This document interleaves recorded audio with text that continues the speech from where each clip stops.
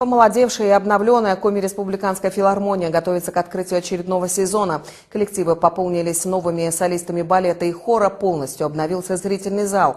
Гостей ждут насыщенные юбилейные программы творческих коллективов, юных зрителей, ждут детские постановки, а также ансамбли готовятся к гастролям по городам республики, России и зарубежья. Подробнее о творческих планах. Виктория Разумслова. Сегодня в зале филармонии идет масштабное обновление. Преобразили стены и потолок, светильники и покрытие сцены. Пол залакируют, появится новый занавес. Вместо старых кресел совсем скоро займут современные удобные сиденья. Впрочем, интерьером новшества не ограничиваются. У нас довольно значительное кадровое обновление. Вот в эстрадно-джазовый пришла солистка, пришли новые артисты.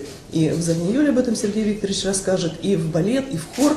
То есть вы, если будете посещать наши концерты, я знаю, что вы у нас бываете часто, вы увидите на сцене еще и новые лица. В новом сезоне зрители ждут очередные премьеры. Впервые даст полноценные концерты эстрадно-джазовый коллектив. Большое выступление к своему юбилею готовит ансамбль «Вдохновение». Состоится и международный фестиваль «Танцуй и пой, Великая Россия». Для юных зрителей готовится новое интерактивное направление – филармония детям. Скоро у нас будет премьера с заслуженной артисткой Республики Коми Викторией Пыстиной «Сказка Дюймовочка».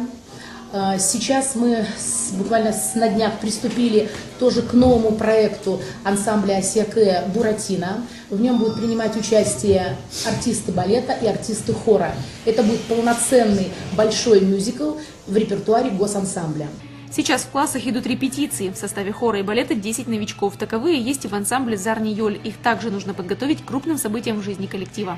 В ноябре этого года ансамбль примет участие и поборется за победу в первом международном конкурсе малых ансамблей «Национальная коллекция» в городе Санкт-Петербурге. Гастрольная программа – неотъемлемая часть работы любого творческого коллектива. Представлять коми-колорит на российских и зарубежных сценах отправится государственный ансамбль «Асьякэ». Посетят артисты филармонии, города и районы республики. Виктория Разумслова, Юрий Никифоров, Вести Коми.